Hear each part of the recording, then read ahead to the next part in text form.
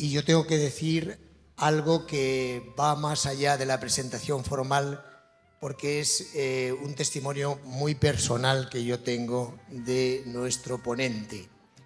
Tengo el honor de conocerle desde que él, ya maestro, a mí me iniciaba también la formación de magisterio en la Universidad Complutense de Madrid, y puedo decir de él de que toda su trayectoria hasta este momento ha sido un, yo diría, don del cielo para mucha gente, y en principio para nuestro fundador, Fernando Rielo, con quien ha estado compartiendo su vida durante mucho tiempo. Es un salmantino, por tanto, hijo de las universidades primigenias de Europa, ¿verdad? Y con ella, pues, las que tenemos en toda América. Ya he dicho que tenemos ante nosotros a una persona que, además de maestro, que lo ha demostrado no solamente con títulos académicos, sino con su ejercicio de lo que ha supuesto para todos los que hemos vivido y hemos compartido con él la vida, el magisterio tanto del maestro de los maestros, que es Jesucristo, como el magisterio de Fernando Rielo, que ha sido su mentor. Tenemos que pensar que estamos ante un teólogo, un filósofo, y San Juan de la Cruz para él es uno de sus confidentes en estas disciplinas. Tenemos a un doctor por la Universidad de La Laguna en relación con Aristóteles, pero precisamente también, yo diría, la providencia nos ha permitido hacer que su tesis doctoral esté enfocada precisamente a estudiar la relación en Aristóteles, que eso nos hace pensar en la propuesta metafísica de quien es su mentor, Fernando Rielo, el fundador de los misioneros y misioneras sidentes, que hace posible, con un modelo de pensamiento llamado concepción genética del principio de relación, hace que unamos a lo que nos dijo Aristóteles con lo que nos ha dicho como fundamento de su pensamiento don Fernando Rielo. Estamos hablando de un filólogo hispánico, estamos hablando del presidente de la Escuela Idente y de aquello que ha hecho posible que estemos en un 45, si no recuerdo mal, Premio Mundial de Poesía Mística, que estos días precisamente se determina el ganador del premio, precisamente patrocinado o presidido el jurado por José María López Sevillano desde su condición de filólogo. Estamos hablando de un futuro universitario que, precisamente recogiendo el modelo que ha desarrollado durante 50 años el equipo de la Escuela Idente que preside José María López Sevillano, es una esperanza para nuestras universidades de este mundo complicado que estamos viviendo. Yo les pido prestar muchísima atención, porque estoy seguro que lo que nos va a hablar José María respecto a su tema, hacia una bioética más allá del principalismo, necesidad del fundamento metafísico y ontológico. Un aplauso para él. Y solamente pedirles, van a pasar por vuestros sitios dejándoles unos papelitos para que todas las inquietudes desde vuestra inteligencia interlegere, siéntanse inspirados por vuestra inteligencia, hagan todas las preguntas que deseen a José María para que podamos ampliar nuestro horizonte, además de lo que él nos va a decir en su exposición. Y contestaremos o contestará José María a las preguntas que podamos seleccionar, si es que nos da todo el tiempo del mundo. Muchísimas gracias. Gracias, José María. Bienvenido. Muchas gracias a ti por tu excesiva generosidad conmigo. Bueno, Ya he saludado anteriormente de parte del presidente de la Fundación Fernando Rielo y les vuelvo a saludar en estos momentos, ¿no? Buenos días a todos y que pasen una gran jornada. Es para mí un honor haber sido invitado a las primeras jornadas internacionales de bioética de Ecuador, que se están realizando en la Pontificia Universidad Católica del Ecuador, sede Santo Domingo. Me complace intervenir en este importante evento que afronta con valentía el tema de la fundamentación de la bioética, saliendo al paso de las numerosas corrientes que, no sin cierto éxito aparente, al final conducen a un estado de sorpresa y, a mi entender, de falsa expectativa que engendra la utopía transhumanista con sus postulados vacíos de ética y humanismo. Hemos sustituido la genética visión bien formada del absoluto por la disgenética visión de un pseudoabsoluto, el deforme antiser poshumano. Abundan los conceptos relativos al bienestar social, a la calidad de vida, donde se cruzan otros como el desarrollo, el progreso, la satisfacción, la felicidad, terminando todo en la insatisfacción del hedonismo, del relativismo y del escepticismo que ya proclamara como destructivos el Papa Benedicto XVI. En sentido estricto, si se me permite, podemos adelantar la afirmación que nunca ha habido ni puede haber bienestar social si no hay integralmente bienestar físico, bienestar psíquico y bienestar espiritual, teniendo en cuenta que el más importante e integrador es el que menos se tiene en cuenta, el bienestar espiritual, de cuya inmensa potencialidad genética y connaturalmente no nos queremos aprovechar, prefiriendo dar palos al aire. Esta conferencia relativa a la bioética, con la necesidad de un fundamento metafísico y ontológico, intentará explicar con una terminología adecuada, tomada del sistema genético de Fernando Rielo, dónde se encuentra la auténtica problemática que viene obviada en las diferentes corrientes actuales de la bioética, que inició sus primeras declaraciones con posterioridad a la Segunda Guerra Mundial, cuando el mundo se escandalizó tras el descubrimiento de los experimentos médicos llevados a cabo por los facultativos del régimen hitleriano sobre los prisioneros en los campos de concentración. Parece que tiene que haber grandes escándalos, genocidios o catástrofes para que la ética se ponga a funcionar en serio. La bioética, desde entonces, se ha vuelto compleja y diluida, intentando resolver las cuestiones éticas acerca de la vida que surgen en las relaciones entre biología, nutrición, medicina, química, política, derecho, filosofía, sociología, antropología, teología, etc. Y es importante tener en cuenta todas estas áreas con un tema fundamental que es la vida.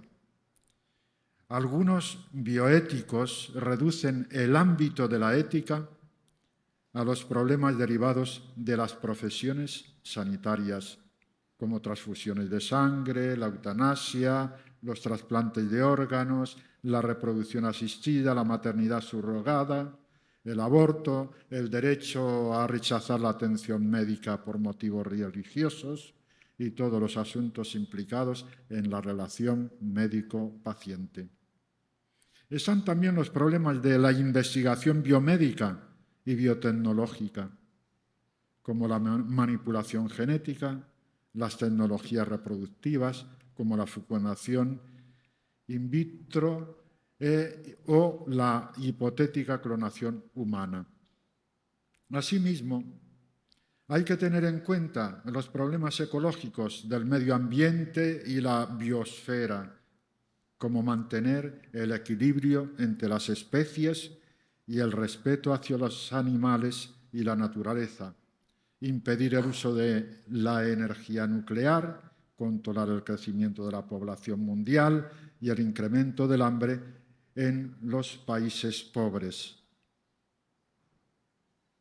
No menos importantes son los problemas relacionados con la neuroética como subcampo dentro del dominio más amplio de la bioética, que abarca las implicaciones éticas y morales de todos los avances biológicos y médicos sobre el cerebro.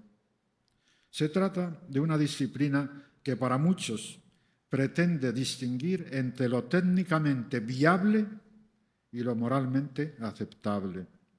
Los principios de la neuroética tratan de explicar los hallazgos relacionados específicamente con las ciencias de la mente, que abarcan el sistema nervioso central y los mecanismos cerebrales subyacentes del comportamiento humano. Bien, en la práctica, la bioética se basa en la filosofía y con ella ha generado numerosas corrientes teóricas, entre las que dominan actualmente la bioética utilitarista, la bioética universalista, la bioética principialista y la bioética personalista. La primera, la bioética utilitarista, se caracteriza por su funcionalismo y llega a defender que para ser persona se requiere la capacidad actual de la conciencia. Es persona solo aquel ser humano capaz de realizar actos de razón. Ni el embrión, ni el anencéfalo, ni el individuo en coma son personas. Esta concepción del hombre, seguida de un razonamiento meramente utilitarista, hace que se derive hacia posiciones en las que está permitida la eutanasia y el aborto, entre otros. Un autor representativo de esta tendencia es el filósofo utilitarista australiano Peter Singer, que presenta dos categorías fundamentales de persona: los animales persona, como los mamíferos superiores y quizás ballenas, delfines, elefantes, perros, cerdos y otros animales. Los seres humanos personas, es decir, los seres humanos autoconscientes y racionales en acto. También proclama otra categoría distinta, como son los miembros de la especie humana no personas, fetos, embriones, personas en coma, etc. Incurre en el utilitarismo y funcionalismo ideológico, esta tendencia, rechazando la integridad de la persona humana desde el momento de su concepción hasta la muerte. Es importante tener en cuenta estas corrientes para ver por dónde va la bioética y ir a la fundamentación, que es lo más importante. Si no hay fundamentación, la ética, la bioética, está a la deriva de la convención, del convencionalismo, utilitarismo, etc. Estas corrientes que estamos diseñando brevemente en estos momentos. Segundo, la bioética universalista, por la que las decisiones deben considerar la opinión de la mayoría de las personas involucradas en el dilema ético. Para hacer objetivo el juicio ético se deben tomar en cuenta las opiniones subjetivas del mayor número de personas que participan en el problema ético. Esta bioética incurre en el convencionalismo ideológico, por tanto, a merced de lo que diga una mayoría, sea verdadero o falso, justo o injusto, lo que diga la mayoría. Otra corriente que tiene bastante importancia, trascendencia, es el principialismo bioético, con los 4 principios conocidos de beneficencia, justicia, no maleficencia y autonomía. El principialismo es criticado por los principios en sí, por ser demasiado generales, por mostrar conflictos irresolubles entre ellos y por la forma como se considera el acto moral o el sujeto moral y sus virtudes. Incurre en un pragmatismo ideológico. Bien, la 4ª escuela es la bioética personalista, por la que la persona es concebida como la unidad de cuerpo, alma y espíritu y acepta su existencia desde el momento de la concepción hasta la muerte. A partir de esta perspectiva, el personalismo infiere algunos principios que podrían servir como orientación en la atención médica cotidiana: el respeto a la vida, al cuerpo, a la dignidad, a la libertad, a la justicia y a la solidaridad humana. Esta bioética personalista va más allá del principialismo y de las anteriores corrientes, abriendo el campo a la fundamentación firme de la que carecen las escuelas señaladas, que no van más allá de una reductiva filosofía del cuerpo. Hoy, más que nunca, debemos ser conscientes de que dentro de la humanidad hay seres humanos empeñados en despojar al hombre de su auténtico humanismo, comenzando con la distinción ideológica entre persona y ser humano, con la aberración de considerar como personas a animales superiores que, según ellos, tienen derechos como los seres humanos. De este modo, se ha reducido a la persona humana a un plano netamente biológico o psicobiológico. Debemos tener en cuenta que si hemos de tratar sobre la vida, sobre la ciencia biológica, sobre la ética, sobre el comportamiento y experiencia humanos, como de cualquier otro tema de importancia para nuestra reflexión, se necesita un modelo absoluto, desde el cual todo puede adquirir unidad, dirección y sentido. Contribuyen a la búsqueda explícita de este modelo absoluto las filosofías y las religiones, pero esta búsqueda está implicada en la conciencia de todo ser humano, la búsqueda del absoluto, la sed de absoluto, la apertura al absoluto. Pero, ¿en qué consiste la conciencia? La conciencia, afirma Fernando Rielo, es algo que posee el ser humano como persona, distinguiéndole de los vivientes no personales, a menos que reduzcamos la conciencia a estimulidad, sensorialidad, instintividad, memoria, imaginación, afectividad, perceptibilidad, comunicación. Todo esto lo tienen los animales. O al conjunto de todas estas funciones, por las que un viviente, animales superiores, incluido el ser humano, también tenemos eso, es capaz de nutrición, reproducción, sobrevivencia, organización y adaptación al medio. Pero ¿la conciencia se reduce solo a eso? Tanto hombres como animales tienen lo que he dicho anteriormente. Tienen estimulidad, sensorialidad, imaginación, afectividad, sentimientos, etc.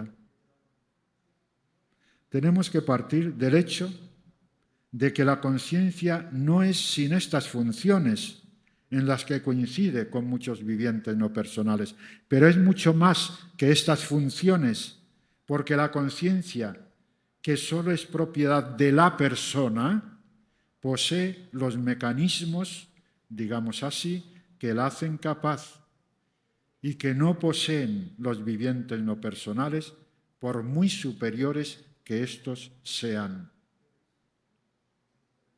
¿Ve? De distinguir entre el bien y el mal.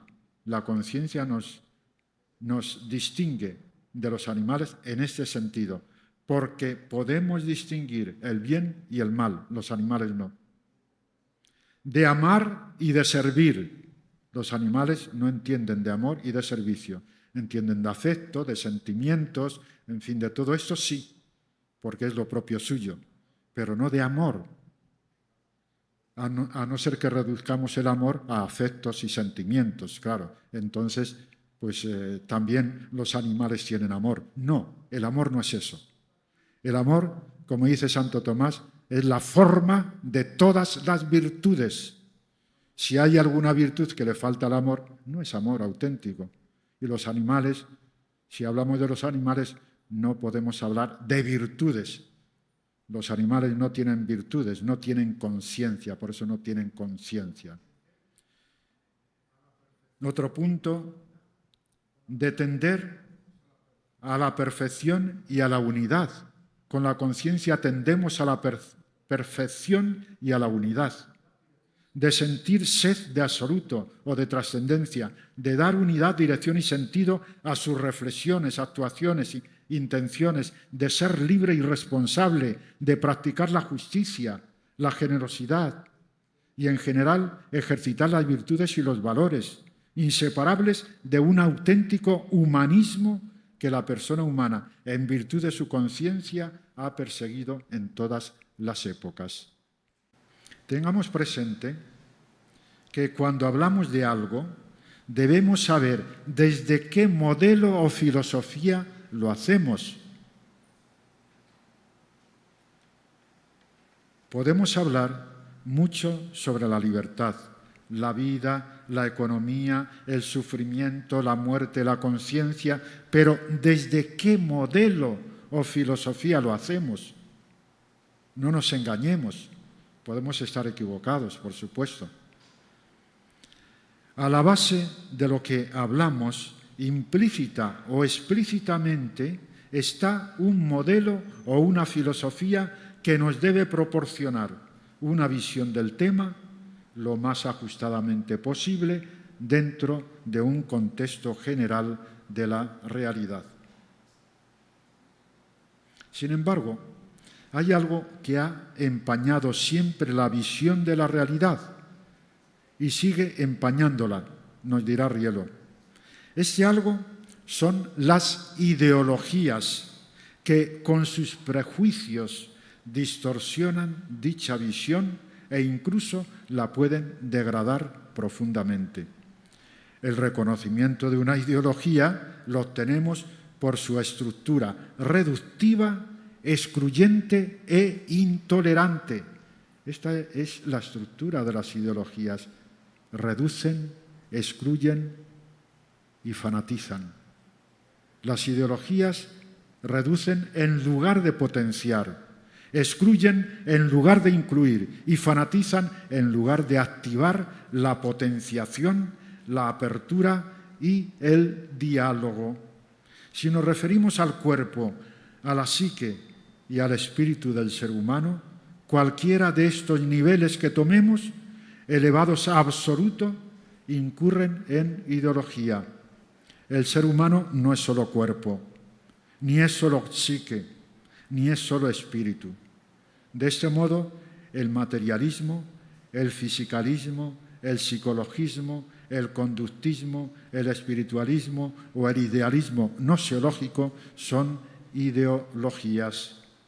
porque absolutizando un solo nivel, por ejemplo, el somático, el cuerpo, elevado a absoluto, el nivel psíquico, elevando la psicología a absoluto, o el espiritual, elevando el espíritu a absoluto sin tener en cuenta el cuerpo y la psique o alma. Presentan la realidad del ser humano reducida a esa dimensión con exclusión de las demás. Lo mismo ocurre cuando reducimos al ser humano a una de las funciones de sus facultades, por ejemplo, la razón, dando lugar al racionalismo, o la voluntad, dando lugar al voluntarismo, o la ciencia, dando lugar al cientificismo. Toda reducción es una sustitución o suplantación del absoluto o del modelo absoluto. La tendencia ideologizante está presente en la reflexión, en el discurso, en la filosofía, en la política, en la religión. Nadie está libre de la tentación ideológica. Lo que tenemos que hacer es no caer en esta tentación. Toda ideología intentará siempre forjar un discurso justificativo e impositivo cuyos frutos podemos observar en el comportamiento de quien está preso entre los barrotes de la reducción, de la exclusión y de la intransigencia, que son el resultado que todos podemos observar en cualquier tipo de ideología, como hemos apreciado de las escuelas, de 3 escuelas de bioética, no del personalismo. Si nos referimos a la vida, no podemos incurrir en el simplismo de lo que dicta solo la matematización y el experimento de las ciencias biológicas y limitarnos a las expectativas generadas a partir de la secuenciación del genoma humano junto con los avances tecnológicos que permiten a los científicos diseñar insólitas terapias para combatir enfermedades hasta ahora incurables, mejora sustancial de la calidad de vida y el retraso de envejecimiento. Buscamos en todo ello el bienestar físico e incluso psíquico, pero no nos olvidamos del bienestar espiritual. Se habla del bienestar espiritual, que es lo fundamental en el ser humano, lo que nos hace personas. Se habla de ello, lo desarrollamos, lo enseñamos, lo vivimos.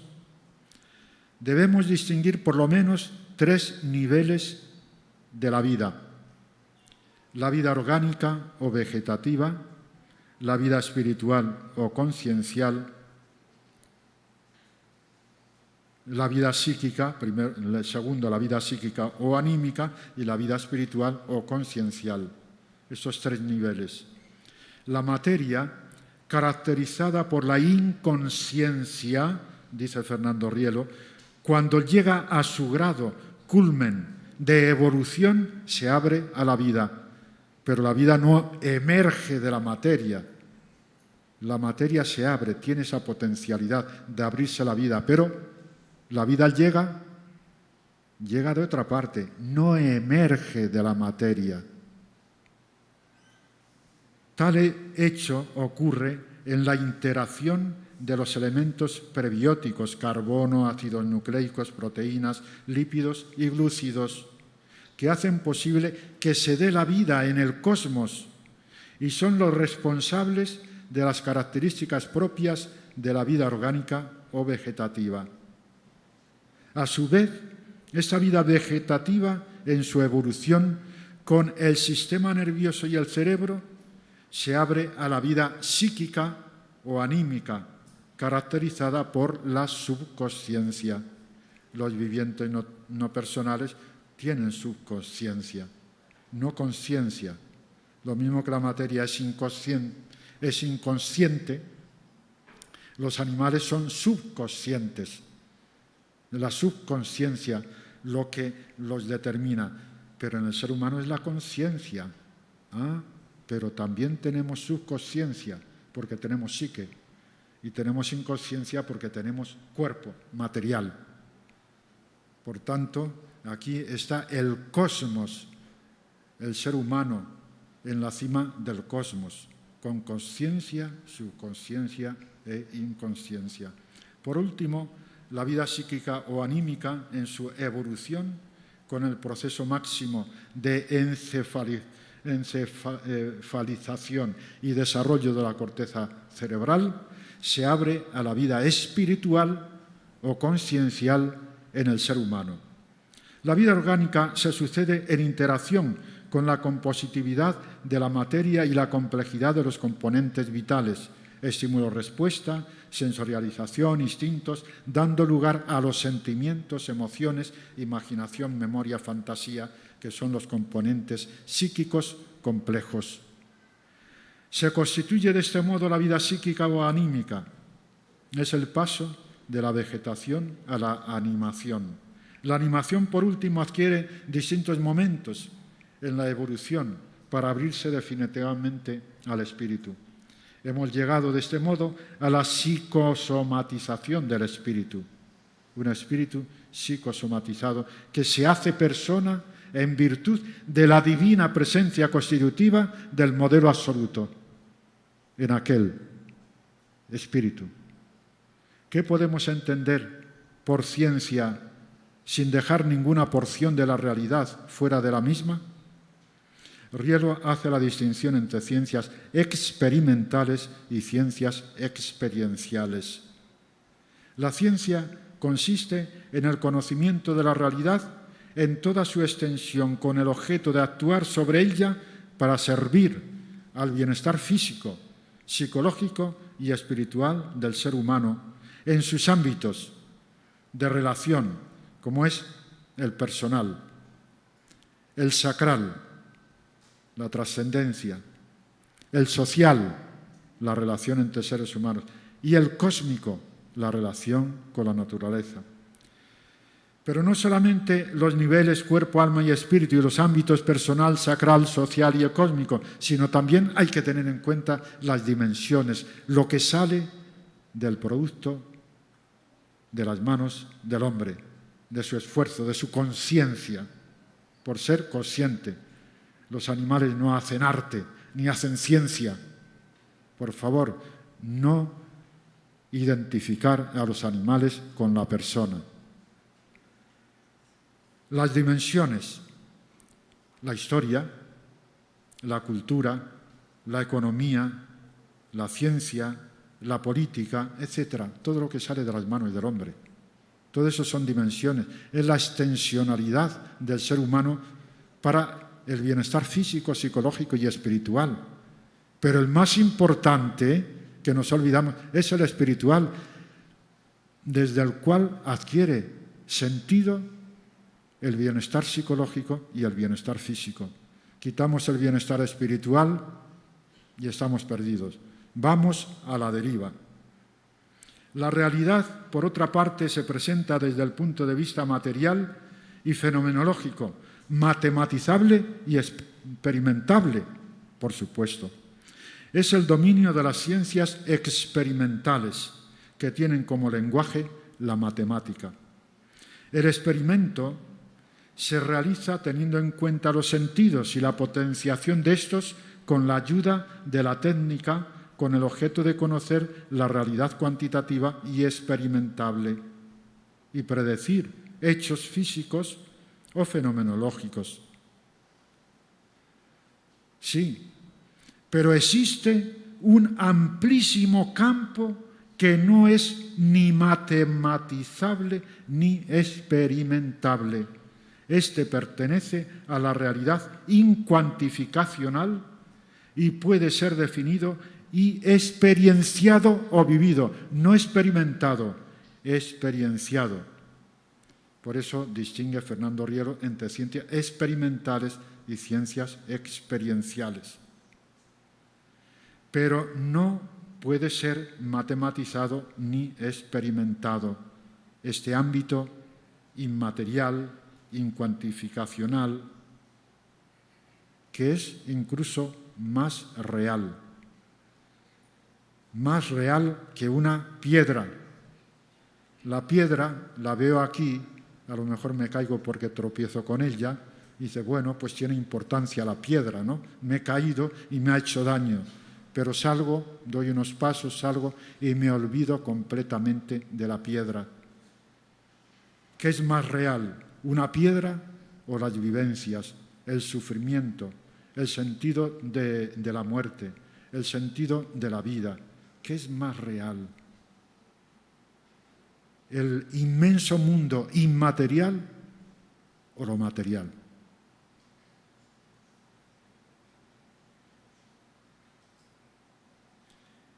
El nivel biológico u orgánico es el objeto de todas las ciencias experimentales o de la naturaleza. Pero tenemos también el nivel psicológico y espiritual. Si nos referimos al aspecto psicobiológico, entramos en el campo de la experimentación y de la experienciación, las dos. Hay una franja ahí en donde entran los dos tipos de ciencias, experimentales y experienciales. Pues en lo psicobiológico, por ejemplo, existe algo que es puramente matematizable y experimentable, y algo que es solo definible y experienciable. La manifestación de los sentimientos y emociones, por ejemplo, se da en un campo matematizable y experimental. Sin embargo, la unidad, dirección y sentido de los sentimientos no corresponde a lo matematizable y experimental, sino a la definición y a la vivencia, requiriéndose para ello el lenguaje metafísico y ontológico. No obstante, el nivel netamente psicológico participa más de lo incuantificable que de la cuantificación.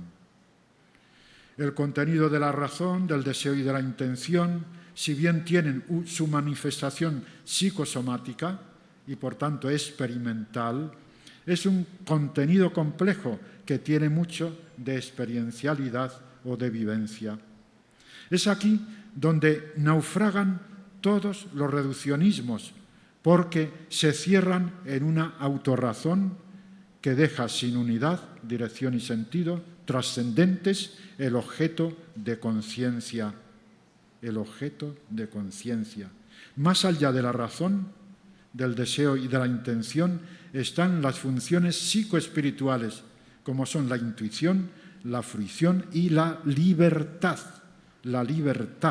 cuyo contenido es netamente experiencial o de la vivencia. Ni la intuición ni la libertad son objeto de las ciencias experimentales.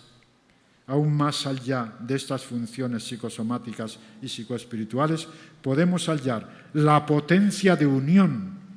El ser humano tiene experiencia de esa potencia de unión. Tendemos a la unión, tendemos a unir frente a la dispersión. Esta potencia de unión que caracteriza a nuestro espíritu y es la fuerza ontológica por la cual podemos unir nuestras facultades y sus funciones y podemos salir de nosotros mismos para unirnos con el absoluto, con nuestros semejantes, con la naturaleza y con el cosmos. Esto no sería posible sin la divina presencia constitutiva del modelo absoluto, que eleva la potencia de unión, tendencia connatural del espíritu, a conciencia y potestad ontológicas. Esto es, la divina presencia constitutiva deja a nuestro espíritu en estado de ser, en acto de ser, en forma de ser y en razón de ser, de una conciencia ontológica o mística que con su ontológico patrimonio genético se proyecta en las facultades y sus funciones psicoespirituales y psicosomáticas. El modelo absoluto no es otra cosa que el amor absoluto entre personas divinas. Relación El amor es relación. No se puede concebir Dios ad intra sin relación. Si todo se constituye en relación y tenemos experiencia de ello, no existe nada que no esté en relación. Todo está en relación. Por tanto, si tenemos esta experiencia, tenemos que aplicarla a Dios mismo. Ad intra, Dios tiene que ser relación necesariamente de lo más importante que es la persona, de personas, relación de personas, entre personas. Bien, el modelo absoluto entonces no es otra cosa que el amor absoluto entre personas divinas que se hacen constitutivamente presentes en el ser humano, infundiendo su amor en nuestro espíritu y haciendo de este místico amor de su divino amor. ¿Qué hacen las personas divinas, la presencia constitutiva de las personas divinas en el espíritu? Hacen una personificación, una prosopopeya ontológica, no literaria. Nosotros hacemos prosopopeya o personificación, decimos el árbol ríe, el cielo llora cuando hay lluvia. ¿Qué falta hace que el cielo llore, no? Bien, entonces tengamos en cuenta que la divina presencia constitutiva en nuestro espíritu nos hace personas a imagen y semejanza de las personas divinas. Bien, no nos detenemos en esto porque es otro tema distinto, ¿no? Podemos comprender entonces que el mayor testimonio de amor es, como afirma Cristo con su palabra y con su ejemplo, dar la vida. Quien está dispuesto a defender la vida o a dar la vida por amor al otro y no a quitarla, y la vida se puede dar de muchas formas y múltiples dimensiones, entra de lleno en la comprensión de la concepción genética del principio de relación, es decir, de las personas divinas o modelo absoluto. Sin una comprensión auténtica, bien formada del absoluto, la ciencia y la experiencia se transforman en erudición, en información, en activismo, carentes de sabiduría. Carentes de sabiduría.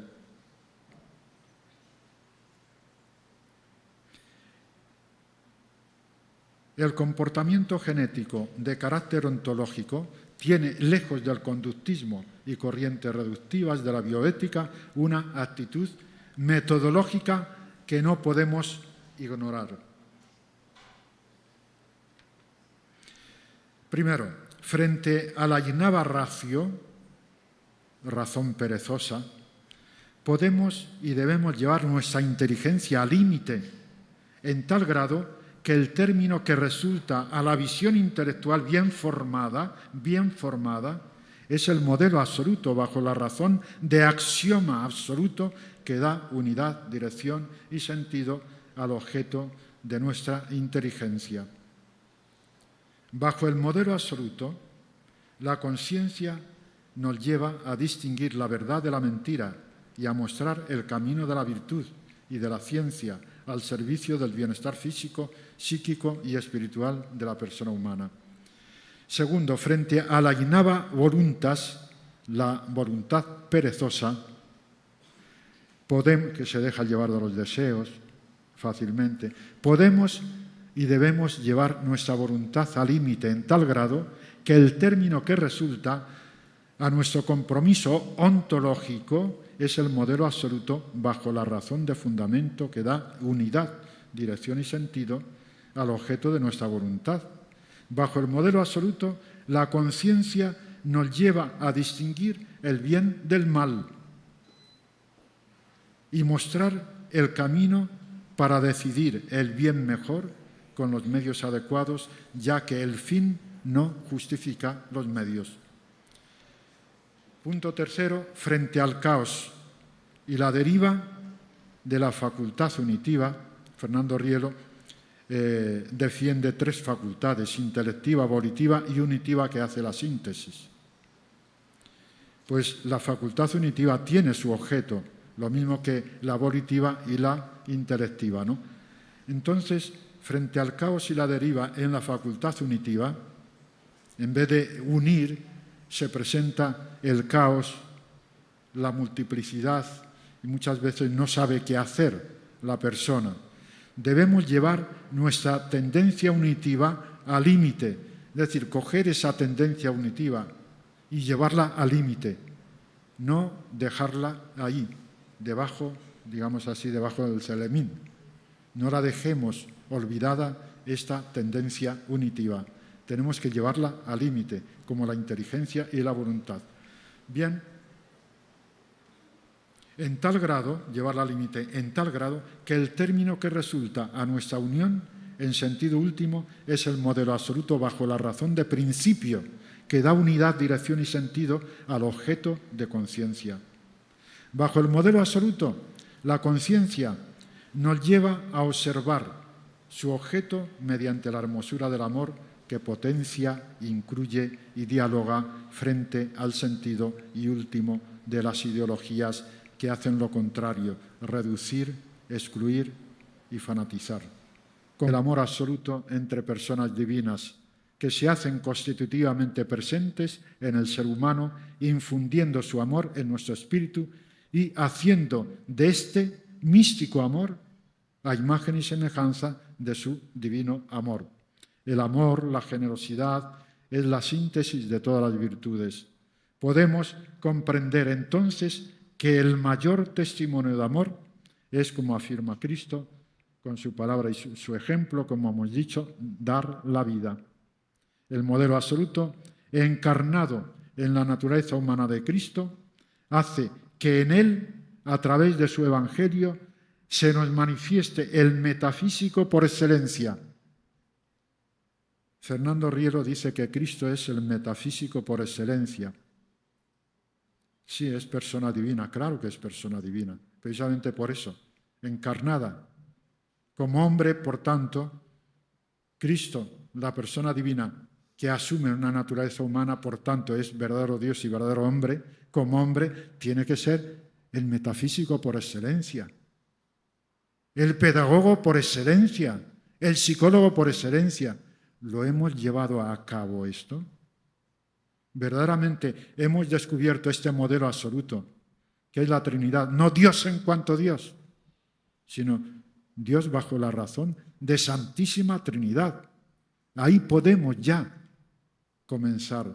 Bien, entonces, el modelo absoluto encarnado en la naturaleza humana de Cristo hace que en él, a través de su Evangelio, se nos manifieste el metafísico por excelencia, que puede proporcionarnos una ética no de mínimos ni de máximos, sino una ética cuyo resultado es siempre la paz, la felicidad y la libertad emanadas del compromiso por el indivisible bienestar espiritual, psicológico y físico de nuestros semejantes.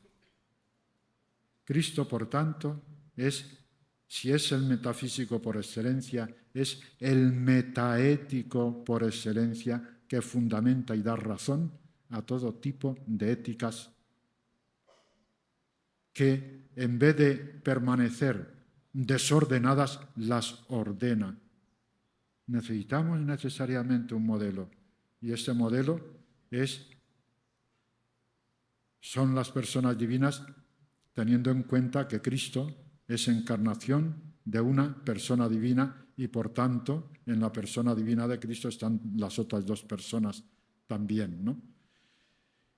Bien, pues el Evangelio es, para conseguir esta metaética de Cristo, esta fundamentación última, este modelo. El Evangelio es, para conseguirlo, el camino, la verdad y la vida eterna. Tienen razón, no razonan. No razonan. Tienen comunicación a través de sonidos, pero no tienen lenguaje articulado, como lo tiene el ser humano, porque tiene conciencia. Es decir, los atributos propios de lo que es la conciencia no lo tienen en cuenta, es reductiva, por tanto incurre en ideología, ¿no? Y además fanático. Hay muchos políticos que ya esto lo han tomado como verdad absoluta, ¿no? Y entonces, claro, lo imponen de una manera impresionante.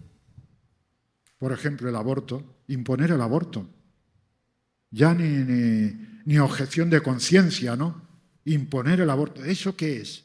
Fanatismo, ideología, reducción, exclusión y fanatismo. Respecto a lo que has dicho, a lo mejor se puede ampliar un poquito. Dice, ¿qué ocurre cuando se pierde la conciencia, pero se sigue siendo humano? Bueno, muy fácil, muy fácil. En el primer momento de la concepción tenemos conciencia. Eso dice Fernando Rielo. Conciencia implícita, no explícita. Conciencia implícita. Si no tuviéramos conciencia no seríamos personas desde el momento de la concepción. Tenemos conciencia. Pero no uso de conciencia, por favor. No uso de razón, no uso de conciencia. Pero tenemos razón y tenemos conciencia. Se ha solido decir, ¿no?, de que la persona, el niño y tal, pues no es responsable hasta que tenga uso de razón, ¿no? Bueno, tendría que haber dicho mejor históricamente, según Fernando Rielo, más completo es uso de conciencia. Uso de conciencia. Entonces, tanto para el embrión, el feto, la persona que está en las últimas, cuando estamos incluso en el sueño, tenemos conciencia, conciencia implícita. No tenemos conciencia explícita en todo momento, pero tenemos conciencia, tenemos conciencia. Esto es importante tenerlo en cuenta, ¿no?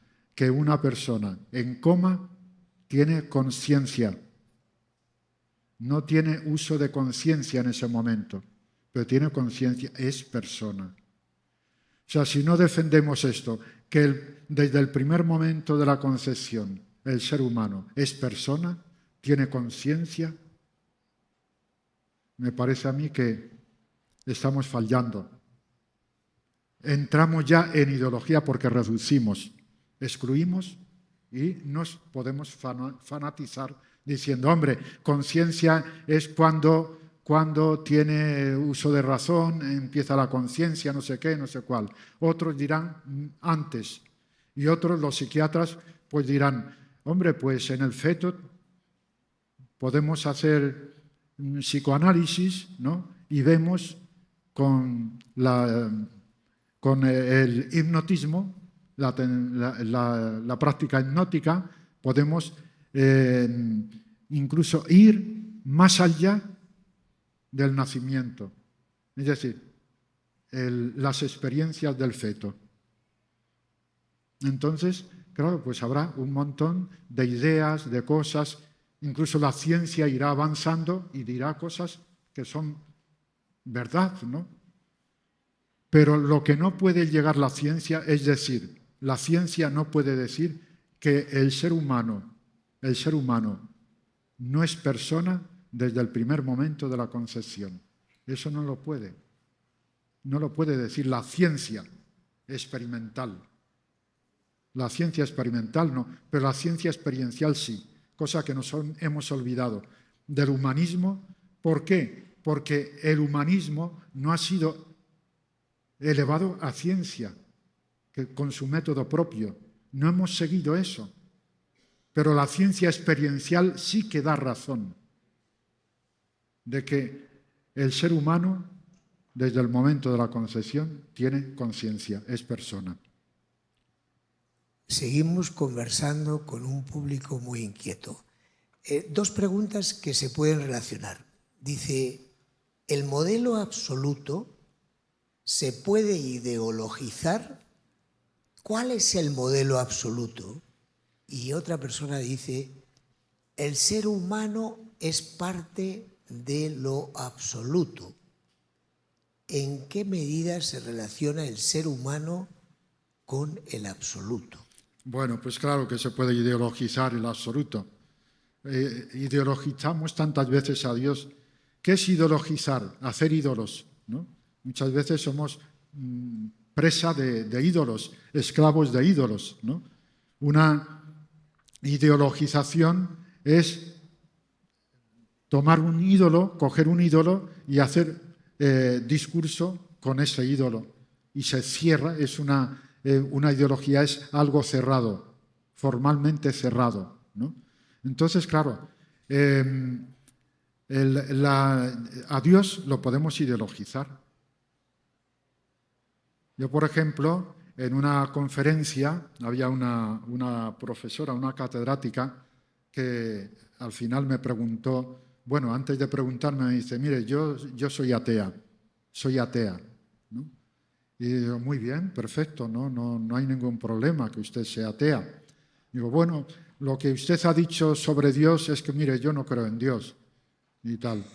Bueno, pues se quedó así la señora y yo le dije, bueno, de acuerdo, yo tampoco creo en ese Dios que usted niega. Yo no creo en eso tampoco. No creo. Pero si usted viera el Dios en el cual yo creo, posiblemente, no sé, posiblemente le pondría en duda su ateísmo, ¿no? Posiblemente. Si quiere usted, pues dialogamos después, ¿no? Pero efectivamente tenemos que tener en cuenta eso, que podemos ideologizar a Dios. Como un ateo ideologiza a Dios, claro que sí, sustituyéndolo por otro pseudo absoluto. Nosotros los cristianos muchas veces ideologizamos a Dios.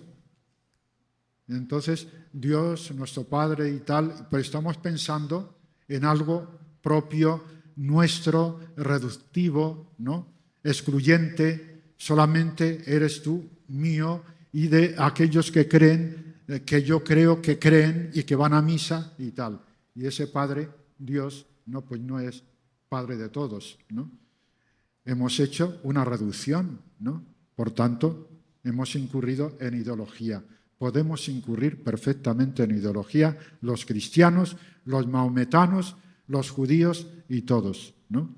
Por eso es una espada de Damocles que tenemos y que tenemos que estar sobre aviso, ¿no?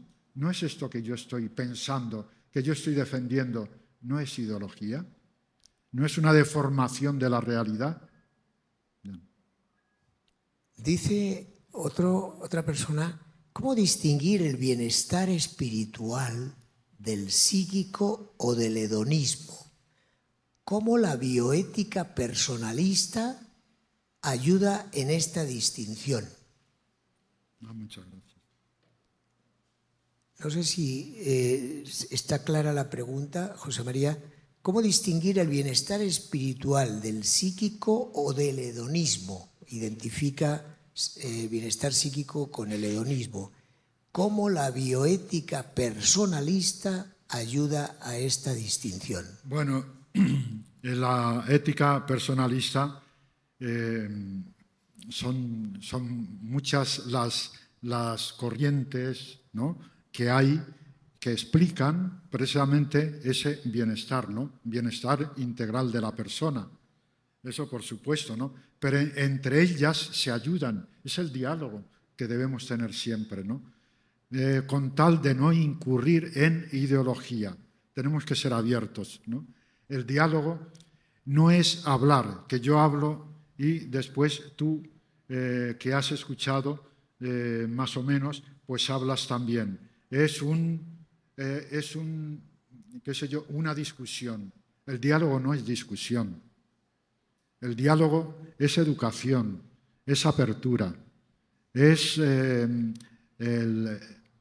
considerar a la otra persona, aunque no piense igual que yo, algo tendrá que tener de verdad esta persona que me está hablando ahora, ¿no? Y yo estoy en ese sentido positivo, abierto a la otra persona que está hablando, ¿no? Entonces el diálogo es la esencia del amor. El diálogo es la esencia del amor. Es potenciante, incluyente y dialogante. La tautología dialogante, la redundancia. Pero es así. El diálogo, la esencia del diálogo es el amor. Si el diálogo no tiene humildad, no es auténtico diálogo. La humildad, la sencillez, es propio del diálogo, ¿no? Si falta paciencia de escuchar al otro impacientemente, la impaciencia, ¿qué significa? La impaciencia obnubila el juicio, de tal forma que pienso solamente en lo mío y no estoy escuchando al otro. Por tanto, la paciencia es también esencia del diálogo. La perseverancia también es esencia del diálogo. Todas las virtudes son esencia del diálogo. Quita alguna virtud y no es un diálogo auténtico. Está reduciendo, está excluyendo y estás de alguna manera siendo intransigente. Por eso, ¿qué es el diálogo? El diálogo es amor. La esencia del diálogo es el amor. El amor entendido, ya les digo, como lo entiende Santo Tomás, la forma de todas las virtudes, como lo entiende Fernando Rielo, a imagen y semejanza de Santo Tomás, síntesis de todas las virtudes. Por tanto, si quitas una virtud, ya hay menos diálogo. No es un diálogo pleno, completo, ¿no? Bien, pues no sé si me he explicado bien. Maravillosamente. Seguimos. Dice, ¿de qué manera el espíritu psicosomatizado amplía conexión con el cuerpo y nuestra mente dentro de nuestra vida cotidiana? Un ejemplo concreto pide esta persona. ¿Ejemplo concreto de? ¿De qué manera el espíritu psicosomatizado amplía conexión con el cuerpo y nuestra mente dentro de nuestra vida cotidiana? No, es que nuestra mente, nuestro cuerpo está dentro, ¿no?, del espíritu psicosomatizado, no podemos separar. La unidad de naturaleza es un espíritu psicosomatizado, es decir, un espíritu que asume las funciones psíquicas y biológicas, ¿no? Por tanto, ese espíritu es persona que asume funciones psíquicas y biológicas. Ahora bien, estos niveles que son cuerpo, alma y espíritu, en unidad de naturaleza, ¿no?, se relacionan. Entonces, ya son, la primera relación es la de estos tres niveles, ¿no? El espíritu psicosomatizado, el espíritu que asume las funciones psíquicas y biológicas.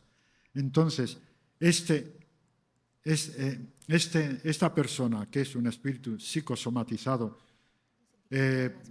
inhabitado por la divina presencia constitutiva, que hace que nuestro espíritu sea conciencia. Y conciencia es cum sire, saber juntamente con. Es decir, estamos siendo inspirados. Cuando nosotros decimos la verdad, estamos inspirados en la verdad. Cuando hacemos el bien, estamos inspirados. Es decir, todo lo bueno que sucede en el ser humano es inspirado, es gracia, ¿no? Entonces, tenemos esta relación interna del cuerpo, alma y espíritu constituyendo única naturaleza humana y la relación de esta naturaleza humana consigo misma, ¿no? La persona consigo misma, eso es ámbito personal. La relación con la trascendencia es ámbito sacral. Ahí es donde surgen todas las religiones. Todas las religiones tienen ese sentido de la trascendencia, ¿no? Es el ámbito sacral. Ahora, consiste en formar bien ese ámbito sacral. Ahí está el diálogo auténtico que tenemos que tener todos para formar bien ese ámbito sacral, ¿no? Bien, pues ese ámbito sacral es la relación del ser humano con los otros seres humanos, ámbito social, y la relación con el cosmos, ámbito con la naturaleza, cósmico. Bien, pues esta relación o estas cuatro relaciones, ¿no?, dan a su vez lugar a las dimensiones como hemos dicho, la historia, la ciencia, la cultura, la religión también, el arte, etcétera, etcétera. Todo lo que sale de las manos del hombre es en virtud de estas 4 relaciones, ¿no? Y de estos 3 niveles que son espíritu, cuerpo, alma y espíritu, un espíritu que está inhabitado por la divina presencia constitutiva. La divina presencia constitutiva está inhabitando nuestro espíritu y en virtud de lo cual nosotros tendemos al absoluto, nosotros tendemos a la verdad, tendemos a la hermosura, tendemos a la justicia, tendemos a todo lo que Dios es, ¿no? Y eso es lo que nos ha caracterizado históricamente. Las religiones, desde luego, van por ese camino. Ahora, hay que formar bien esa tendencia al absoluto. Hay que formar bien ese sed de absoluto. Hay que formar bien todo esto mediante el diálogo auténtico que ya hemos visto, que es lo que está por encima de toda ideología. La ideología no dialoga. Las ideologías no dialogan. Bueno, no quiero decir esto en un sentido absoluto porque incurro también en ideología, ¿no? Las ideologías no son absolutas. Las ideologías no son absolutas. Algo de verdad tienen las ideologías. Algo de verdad tienen las filosofías. Algo de verdad tienen los sistemas. De aquí que el hombre tenga esa propensión al diálogo. Pero lo que tiene que hacer, o lo que tenemos que hacer todos, es que ese diálogo sea auténtico, no incurra en ideología. Bueno, no sé si me enrollo, si me explico. Mientras te hidratas un poquito, porque estamos abusando de tu generosidad, hay 3 personas que se han preocupado de un concepto, que es el de la dignidad, ¿no? ¿La? Dignidad. Dignidad, sí. Dice, ¿en qué difiere la dignidad de la autonomía? Es una pregunta.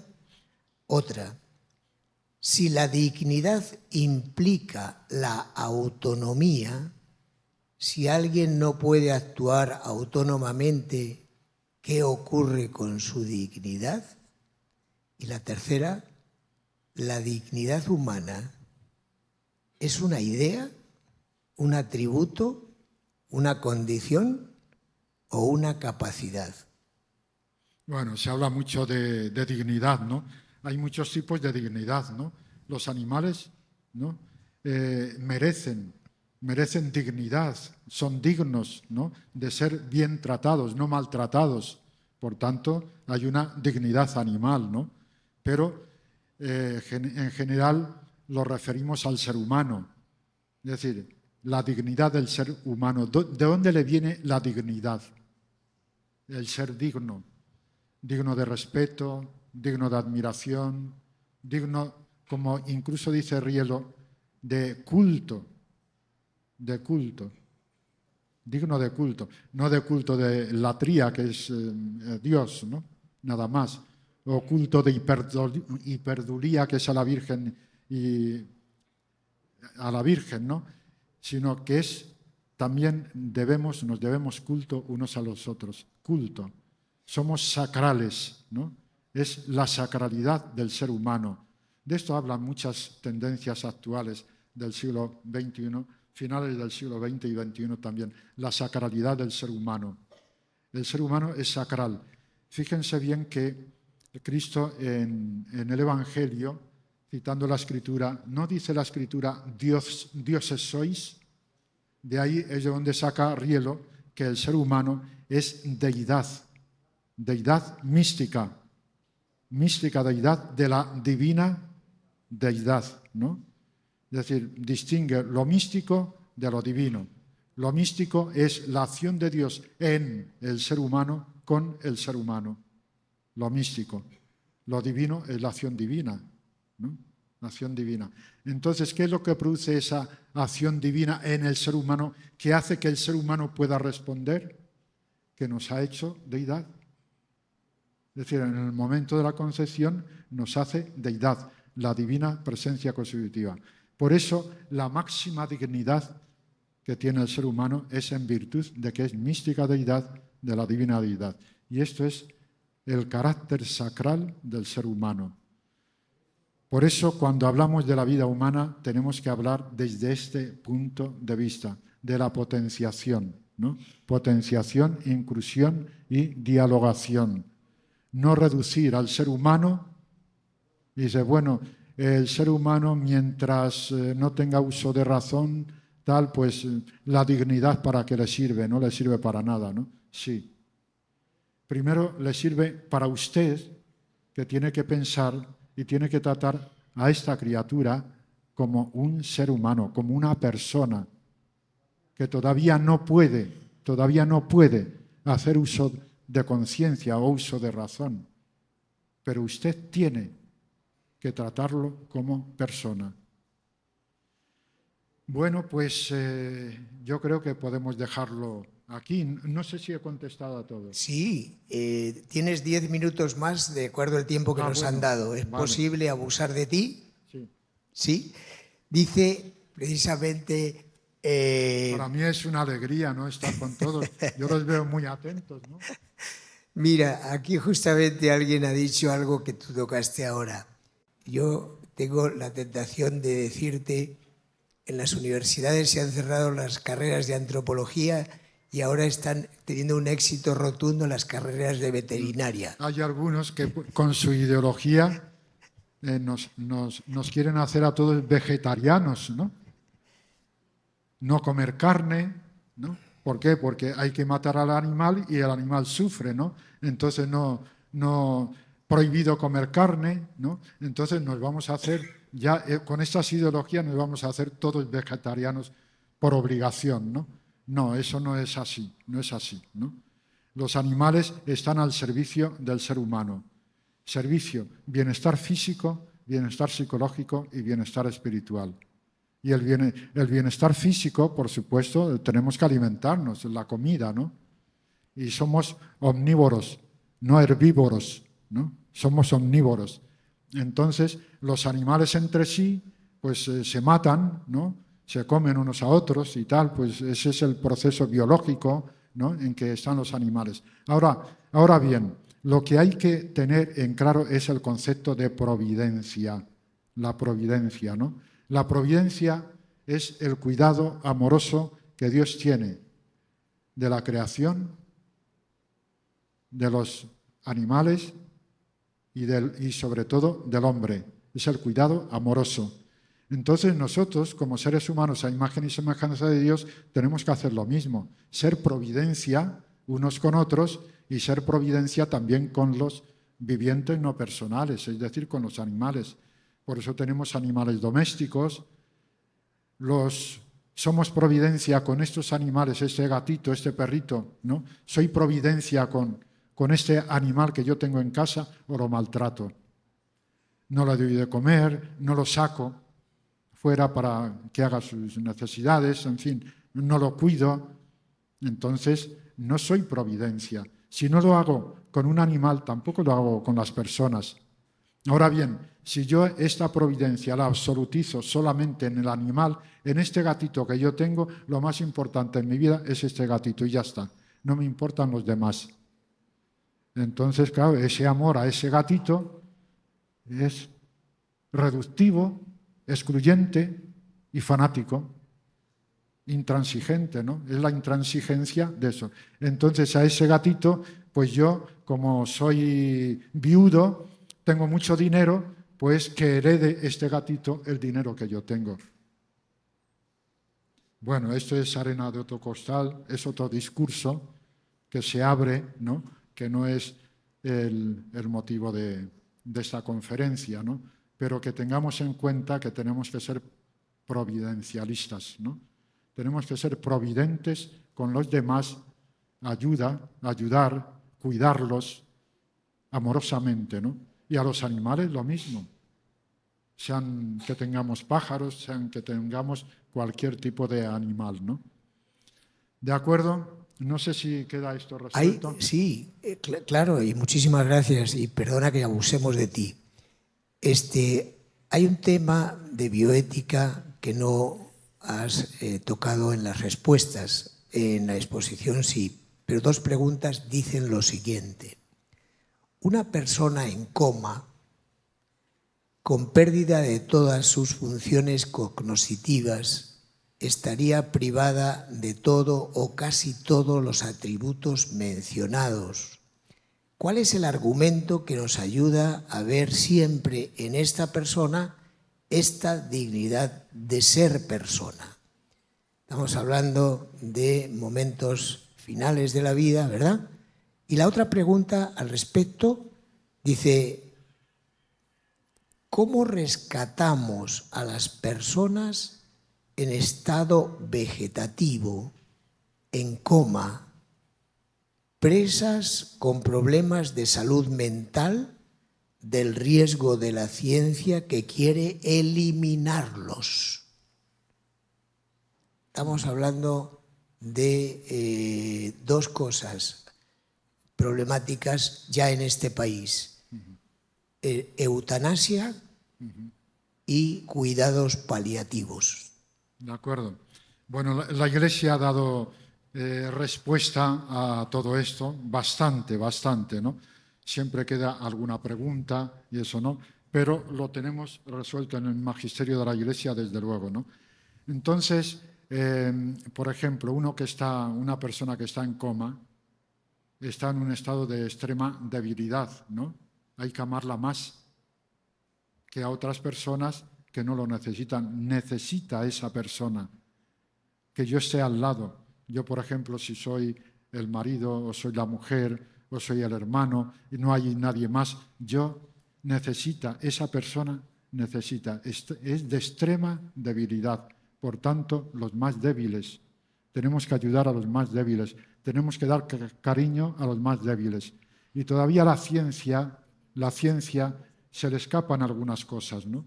Creemos que esta persona está en coma, es decir, en estado vegetativo, pero a lo mejor está escuchando. Pero es el estado de máxima debilidad. Los niños también, ¿no? Tenemos que cuidarlos, tenemos que atenderlos, etcétera, ¿no?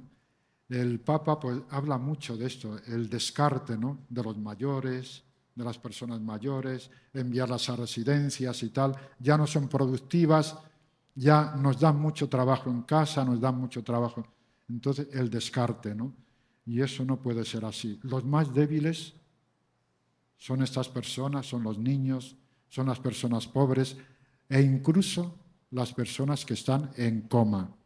Tiene derecho esa persona que está en coma porque tiene la máxima dignidad. Es deidad igual que yo. Tengo que cuidarla hasta el último momento. Bueno, pues, en fin, estos son ideas generales que iluminan el espíritu para después hacer la práctica y las leyes, ¿no?, correspondientes que se deben hacer, ¿no? Pero tenemos que ir siempre al espíritu. De acuerdo, pues muchísimas gracias.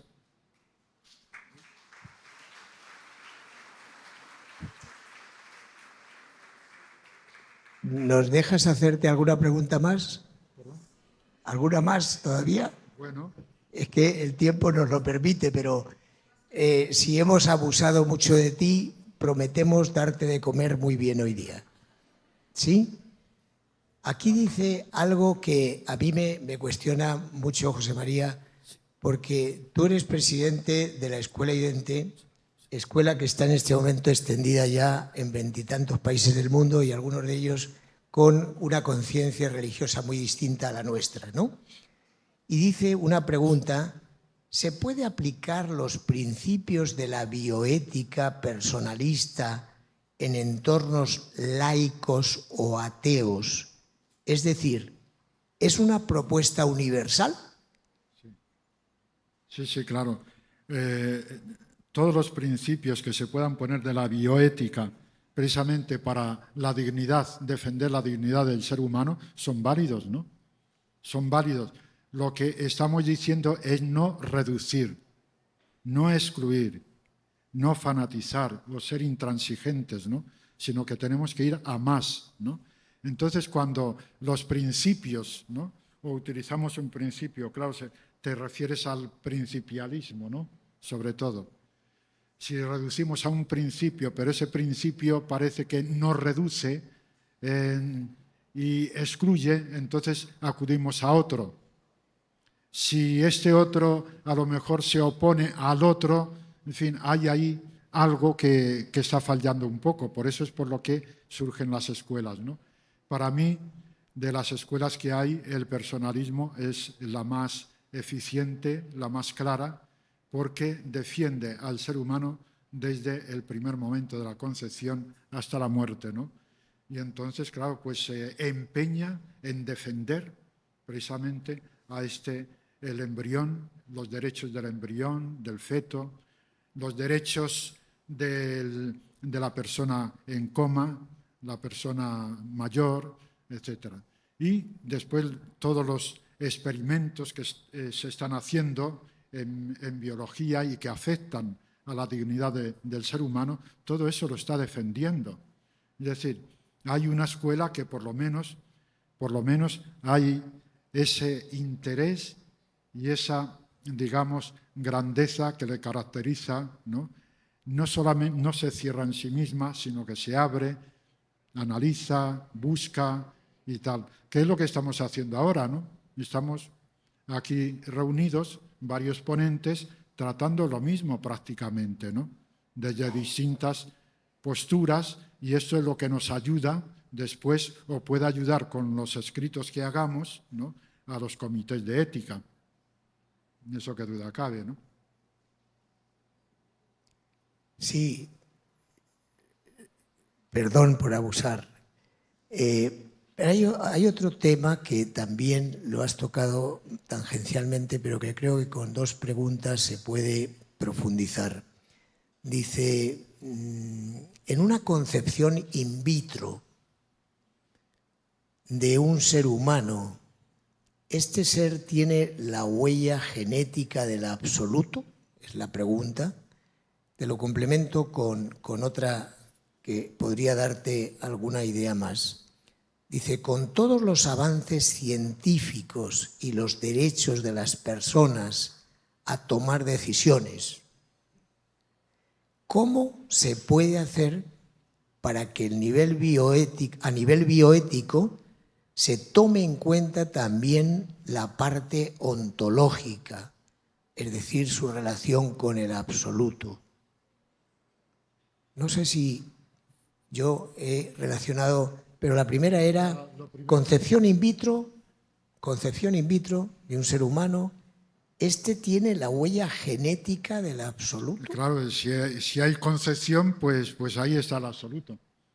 Sea como sea esta concepción, sea la concepción a través de una violación, a través del amor de los esposos, un amor impresionante, es el mismo ser humano. En el momento de la concepción, sea como sea, ¿no? Se da el hecho del ser humano. Cuando se da la activación genética, ¿no? Haya sido como haya sido, ahí se produce, primero, la creación por Dios del Espíritu. La creación por Dios del Espíritu. Y ese Espíritu creado, ¿no? Lo infunde en un psicosoma homínido. Psicosoma homínido. Eso es lo que heredamos, un psicosoma homínido. Es decir, un cuerpo y una psique. Heredamos elementos psicológicos, corpóreos, nos parecemos, tenemos aire de familia, etcétera, ¿no? Pero el espíritu no se hereda. El espíritu es creado en el momento de la concepción e infundido con la divina presencia constitutiva. En ese mismo momento, ese embrión es persona. Es persona. Sea concebido como sea concebido. Es lo mismo. Dios, desde luego, hace ese milagro, ¿no?, de la creación del espíritu, infundir en el psicosoma homínido cuando se dan las condiciones que tienen que darse, ¿no? Y las condiciones es, en la activación genética se dan esas condiciones. Luego Dios se somete a eso que ha concebido desde toda la eternidad, ¿no? Lo ha concebido así y lo hace de esa forma. O sea que nosotros hemos nacido precisamente, ¿no?, en ese mismo momento en que se ha dado la activación genética. Dios ha creado el espíritu y lo ha infundido en ese psicosoma homínido que está codificado en el embrión. Codificado. Necesita desarrollarse con el espíritu creado, ¿no? Entonces, claro, pues lógicamente, fíjense bien que Fernando Rielo distingue entre vivencia y experiencia. La experiencia es espaciotemporalización de la vivencia. La vivencia la tenemos desde el primer momento de la concepción. Vivencia, vida, vivencia. La vivencia la tenemos, la vivencia de la unión con las personas divinas por la divina presencia constitutiva. Tenemos vivencia, pero no experiencia. Hay que tener en cuenta esto, ¿no? Tenemos vivencia desde el primer momento de la concepción, pero no experiencia, porque experiencia es espaciotemporalización de la vivencia, ¿no?, en el proceso biológico de maduración del ser humano, ¿no? Entonces vamos adquiriendo experiencia. Incluso los que somos cristianos y saben algo de teología. Dice el Evangelio que Cristo crecía en edad, sabiduría y verdad ante el Dios y ante los hombres. Cristo, claro, en el momento de la concepción seguía siendo Dios, con una naturaleza humana y su naturaleza divina unida a su persona divina. Pero con su naturaleza humana no tenía experiencia. Tenía vivencia, pero no experiencia.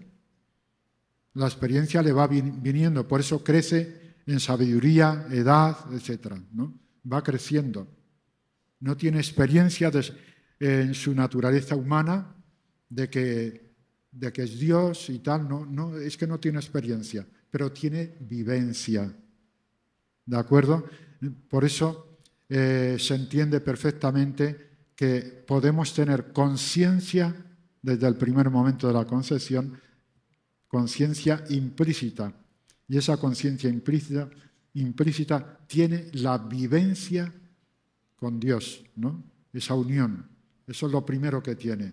Como si Dios hiciera una alianza con el ser humano desde el primer momento de la concepción. Y aquí es donde se puede explicar eso. Fernando Rielo tiene una experiencia que él cuenta en Diálogo a tres voces acerca de que en el momento de la concepción sintió el beso del Padre. Dice, hombre, claro, Fernando Rielo es poeta, Fernando Rielo es un pensador, sí, pero también es poeta. ¿No será eso algo de poesía? No, es una realidad. O sea, todos nacemos con ese beso de Dios. Lo que pasa es que podemos sentirlo o no sentirlo, ¿no? Desde luego, lo más natural es que no lo sintamos porque la experiencia necesita de la espaciotemporalización y del desarrollo biológico, ¿no? Pero puede darse el milagro. Puede darse el milagro de que Dios, en el seno materno, por ejemplo, el feto, pues tenga una experiencia y lo puede contar cuando sea mayor. Pues también puede ser en el momento de la concepción, como posibilidad. Ahora, esto es un hecho que decía Fernando Rielo, que yo lo digo, esa es mi experiencia. Lo crean o no lo crean, ¿no? Esa ha sido mi experiencia y ha sido manifiesto, ¿no? Y yo sí que, personalmente, conociendo a Rielo, lo entiendo perfectamente y lo creo, que eso sucedió, ¿no? Porque Fernando Rielo era de una sencillez, de una espontaneidad, de una transparencia impresionante, no me puede mentir. Por tanto, hay que hacer el discurso propio del beso del Padre en todo ser humano, no en Fernando Rielo, sino en todo ser humano. Vamos a hacer este discurso.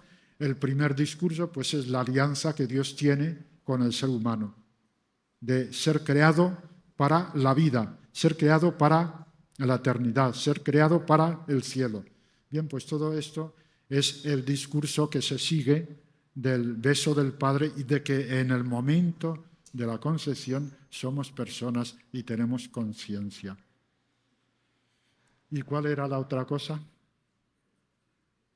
Permítenos expresarte nuestra inmensa gratitud, me atrevo a decir, de tu mentor, nuestro mentor, Fernando Rielo, que desde el cielo te está escuchando, y expresarte también la gratitud de todos los que están aquí en este espacio maravilloso. ¿Sí? Muy bien.